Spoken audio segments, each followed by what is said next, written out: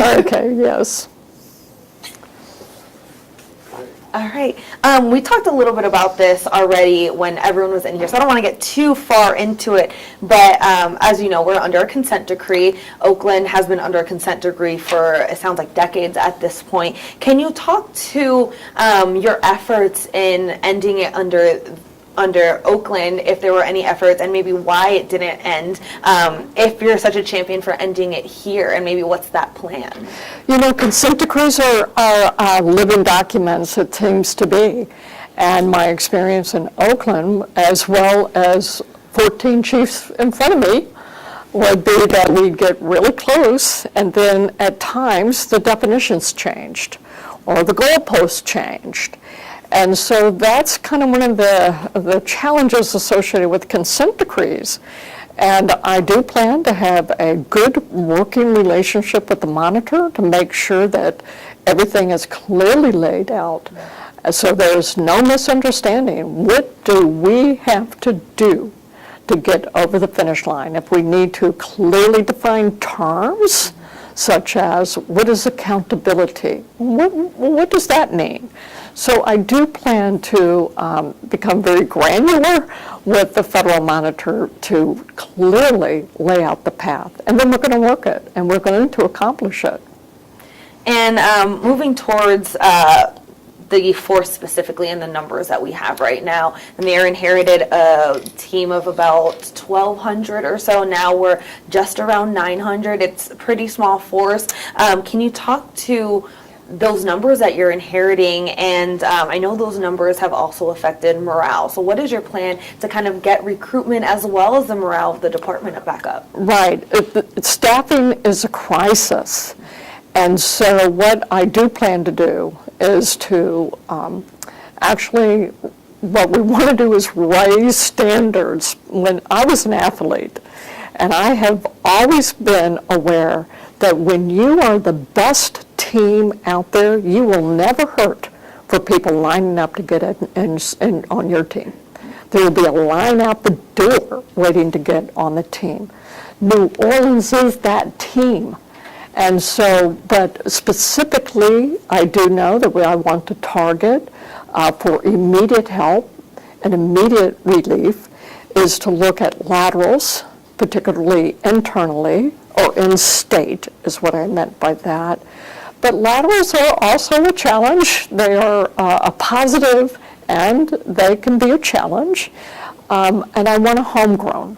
So we're going to have to map out what is our hiring process right now, try to look for efficiency so that we can make these processes quicker, and so that we can always hire the best of the best. But I will not compromise. They are not hurting so bad that you have to take anyone just because they want to be a police officer. You must be the best of the best to be on any team I want to lead.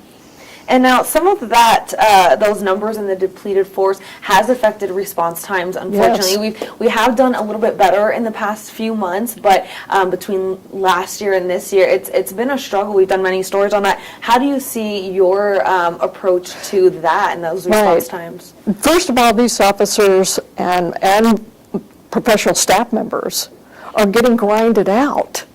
They cannot keep up. They are not going to be safe unless they are able to have proper staffing with them. And so response times do matter, and the public expects that. But we have to have the officers and professional staff members be safe. And that will always be my number one priority, is to make sure that occurs.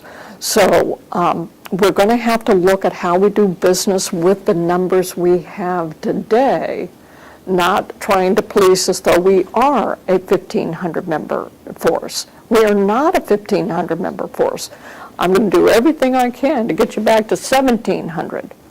But that's the issue at hand. And yes, there has been improvement, but I will not let these officers and staff have their safety challenged, and I'm going to do everything I can to not grind them out. Speaking of, the plan to address crime as what we are compared to what we want to be, what is your plan right now for fighting crime that we're seeing in the city. We're constantly on the top 10 of homicides and murders across the nation. So what's your plan to tackle that? That was the same as in Oakland. Oakland tended to be up in the top 10. In Oakland, we worked a pure form of an operation ceasefire right now under the mayor's, gun crime reduction plan. You have a lot of elements of Operation Ceasefire. There are some other plans as well that the city has looked at, and I do plan to get together with the members of this department and leadership as well, and the community, and to say, which plan are we going to go with? Because you can't just keep changing plans. So it's not a matter of new strategy, but let's choose the strategy and then implement it. That will be my operation, my operative approach. Let's work the plan.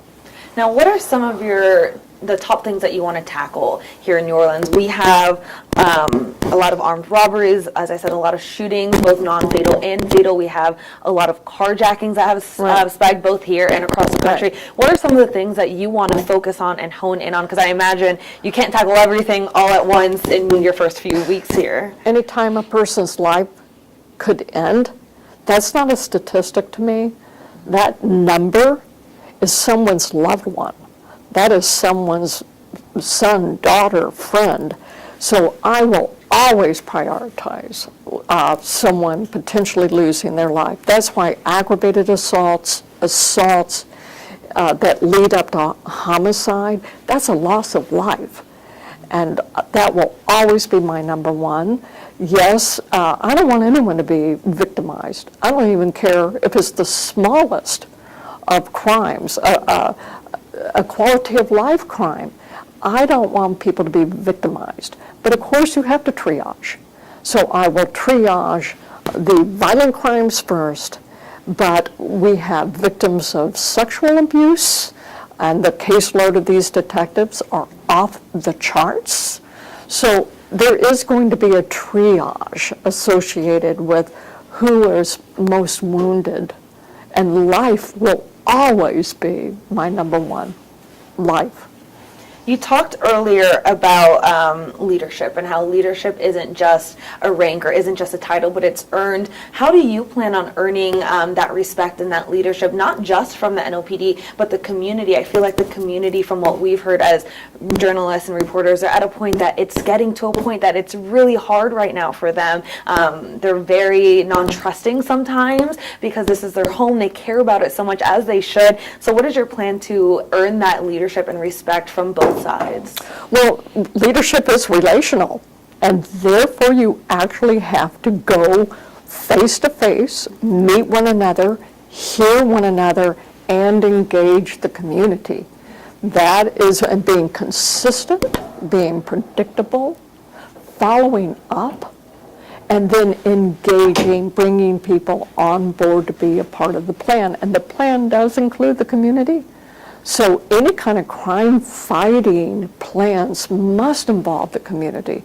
So I think it's a matter of treating people with respect and dignity, how I engage them in word and in conduct. Do I look at you? Do I show kindness in just my demeanor?